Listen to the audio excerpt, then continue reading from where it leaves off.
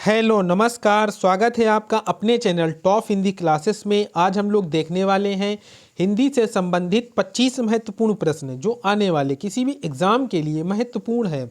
आप लोग वीडियो को शुरू से अंत तक देखें और चैनल पर नए हो तो प्लीज़ चैनल को सब्सक्राइब कर लें। देखते हैं क्वेश्चन नंबर 1। अपभ्रंश शब्द का प्रयोग सर्वप्रथम किसने किया? भारत ने, पतंजलि ने, राजशेखर ने या भामा ने? तो इसका राइट आंसर हो जाएगा ऑप्शन नंबर बी, पतंजलि ने।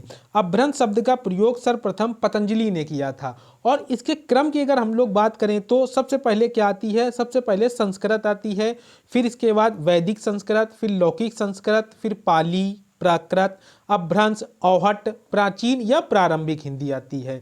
तो ये इसका क्रम है। एक बार बोल रहा हूं तो सबसे पहले क्या? संस्कृत, वैदिक संस्कृत, लौकिक संस्कृत, पाली, प्राकृत, अपभ्रंश, औहट, प्राचीन या प्रारंभिक हिंदी। तो इस तरह right answer option number B हो जाएगा। Question number 2। पा ध्वनि का उच्चारण स्थान क्या है? दंत, ओष्ठ, मूर्धन्य या कंठ?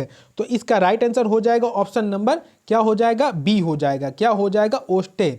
पा ध्वनि का उच्चारण स्थान क्या हो जाएगा? ओष्ठ हो जाएगा। तो इस तरह right answer option number B हो जाएगा। पा में कौन कौन से आते हैं? तो पा, फा, बा, भा, मा, ये 5 आते हैं। तो इसका right answer option number B हो जाएगा। Question number 3। शुद्ध शब्द क्या है? संपूर्ण की शुद्ध वर्तनी बताना है। तो इसका राइट आंसर हो जाएगा ऑप्शन नंबर ए, संपूर्ण। शुद्ध वर्तनी क्या है इसकी? संपूर्ण। ये इसका राइट आंसर हो जाएगा option number A. Question number 4। गिरी शब्द का शुद्ध बहुवचन क्या होगा? गिरिया, गिरी, गिरी या गिरिये? तो इसका राइट आंसर हो जाएगा ऑप्शन नंबर ए हो जाएगा। क्या हो जाएगा? ऑप्शन नंबर ए हो जाएगा, गिरिया। गिरी शब्द का शुद्ध बहुवचन क्या होगा? गिरिया होगा। Question number 5। नवीनतम शब्द का सही अर्थ क्या है? घी, नवीन, आकाश या मक्खन? तो इसका right answer option number D हो जाएगा, मक्खन। नवीनतम शब्द का सही अर्थ क्या है? मक्खन हो जाएगा। तो इस तरह right answer option number D हो जाएगा। Question number 6। चरण कमल बंदो हरिराई में कौन सा अलंकार है? श्लेष अलंकार, उपमा अलंकार, रूपक अलंकार या अतिशयोक्ति अलंकार? तो इसका राइट आंसर हो जाएगा ऑप्शन नंबर सी हो जाएगा, रूपक अलंकार। चरण कमल बंदो हरिराई में कौन सा अलंकार है? रूपक अलंकार है। रूपक में क्या होता है? रूपी नामक शब्द पाया जाता है। तो इसका right answer option number C हो जाएगा। Question number 7। विवेक ने श्रेष्ठ कुल में जन्म लिया। इस वाक्यांश के लिए एक शब्द का चयन कीजिए। कुलीन, समकालीन, कुलश्रेष्ठ या कुलभूषण? तो इसका right answer option number A हो जाएगा, कुलीन। श्रेष्ठ कुल में जन्म लिया, इसके लिए एक शब्द क्या हो जाएगा? कुलीन हो जाएगा। क्या हो जाएगा? कुलीन हो जाएगा। तो इसका right answer option number A हो जाएगा। Question number 8। कौन सा वाक्य शुद्ध है? वह कितना सुंदर दृश्य है, वह कितना सुंदर दृश्य है, वह कितना सुंदर दृश्य है। मतलब इसमें शुद्ध वर्तनी बताना है, इसमें वाक्य कौन सा शुद्ध है। तो इसका राइट आंसर हो जाएगा ऑप्शन नंबर बी, वह कितना सुंदर दृश्य है। इसमें आप लोग ये साइन और ये साइन देखिए, ये क्या है? ये संबोधन है और दोनों जगह वाह, यहाँ पर भी संबोधन आएगा और कितना सुंदर दृश्य है यहाँ पर भी संबोधन आएगा। तो इसका right answer option number B हो जाएगा। Question number 9। मृत्युंजय में कौन सा समास है? द्वंद्व समास, द्विगु समास, तत्पुरुष समास या बहुब्री समास? तो इसका राइट आंसर हो जाएगा ऑप्शन नंबर डी, बहुब्री समास। मृत्युंजय में कौन सा समास है? मृत्युंजय में बहुब्री समास है। और इसका समास विग्रह क्या हो जाएगा? मृत्यु को जीतने वाला अर्थात शंकर। मृत्यु को जीतने वाला अर्थात शंकर। तो ये इसका राइट आंसर हो जाएगा ऑप्शन नंबर डी। समास कितने प्रकार के होते हैं? तो समास 6 प्रकार के होते हैं। कौन कौन से? अव्ययी भाव समास, तत्पुरुष समास, कर्मधारय समास, द्विगु समास, द्वंद्व समास और बहुब्री समास। ये 6 होते हैं। तो इस तरह right answer option number D हो जाएगा। Question number 10। घनश्याम में कौन सा समास है? द्वंद्व, द्विगु, तत्पुरुष या बहुब्री? तो इसका right answer option number D हो जाएगा, बहुब्री समास है। घनश्याम में कौन सा समास है? घनश्याम में बहुब्री समास है। तो इस तरह right answer option number D हो जाएगा। बहुब्री समास में कौन सा पद प्रधान होता है? तो इसमें कोई भी पद प्रधान नहीं होता है और इसमें कोई तीसरा पद प्रधान होता है। इसी तरह अव्ययी भाव में कौन सा पद प्रधान होता है? तो पूर्व पद प्रधान होता है। और द्वंद्व समास में कौन सा पद प्रधान होता है? तो दोनों पद प्रधान होते हैं, दोनों पद प्रधान होते हैं। और उत्तर पद प्रधान किस में होते हैं? तो तत्पुरुष समास, कर्मधारय समास और द्विगु समास में होते हैं। तो इस तरह right answer option number D हो जाएगा। Question number 11। वस्तु, स्थान, भाव या विचार के सूचक शब्द को क्या कहते हैं? संज्ञा, सर्वनाम, विशेषण या विशेष। तो इसका राइट आंसर हो जाएगा ऑप्शन नंबर ए, संज्ञा कहते हैं। वस्तु, स्थान, भाव या विचार के सूचक शब्द को हम लोग क्या कहते हैं? संज्ञा कहते हैं। संज्ञा कितने प्रकार की होती है? तो 5 प्रकार की होती है। कौन कौन सी? वो भी अर्थ की दृष्टि से। अर्थ की दृष्टि से संज्ञा 5 प्रकार की होती है। कौन कौन सी? व्यक्तिवाचक संज्ञा, जातिवाचक संज्ञा, द्रव्यवाचक संज्ञा, समूहवाचक संज्ञा और भाववाचक संज्ञा। तो ये 5 होते हैं। तो इस तरह right answer option number A हो जाएगा।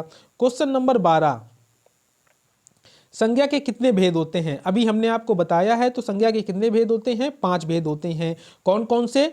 व्यक्तिवाचक संज्ञा, जातिवाचक संज्ञा, द्रव्यवाचक संज्ञा, समूहवाचक संज्ञा और भाववाचक संज्ञा।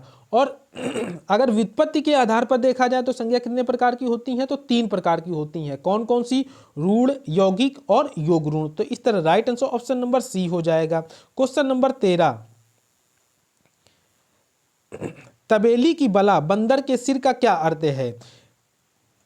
किसी की शिकायत दूसरों से करना, एक दूसरे से लड़वाना, किसी का अपराध दूसरे के सिर, अपना दोस्त दूसरे के सिर मरना। तो इसका right answer option number C हो जाएगा, किसी का अपराध दूसरे के सिर।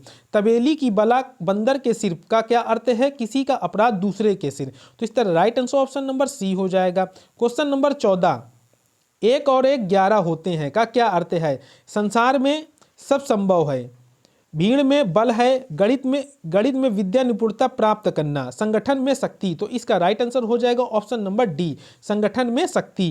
1 और 1 11 होते हैं का क्या अर्थ है? संगठन में शक्ति है। तो इस तरह right answer option number D हो जाएगा। क्वेश्चन नंबर 15, पहाड़ का पर्यायवाची शब्द नहीं है, पर्वत, भूधर, शैवाल या नग। तो इसका राइट आंसर हो जाएगा ऑप्शन नंबर क्या हो जाएगा? इसका right answer option number C हो जाएगा, शैवाल हो जाएगा। पहाड़ का पर्यायवाची शब्द नहीं है, क्या नहीं है? तो शैवाल नहीं है। तो इस तरह right answer option number C हो जाएगा। इसी तरह हम लोग शेष नांग का अगर पर्यायवाची देखें तो शेष नांग का पर्यायवाची क्या हो जाएगा? सारंग, फणीस, पन्नग, उरग, व्याल, भुजंग, नाग, अही। ये शेष नांग के पर्यायवाची हो जाएंगे।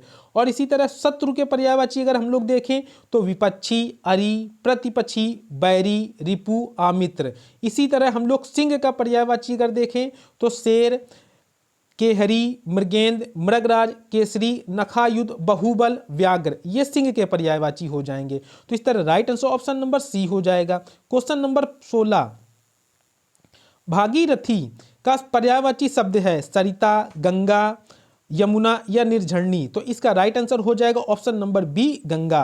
भागीरथी का पर्यायवाची शब्द क्या है? गंगा है। क्या है? गंगा है।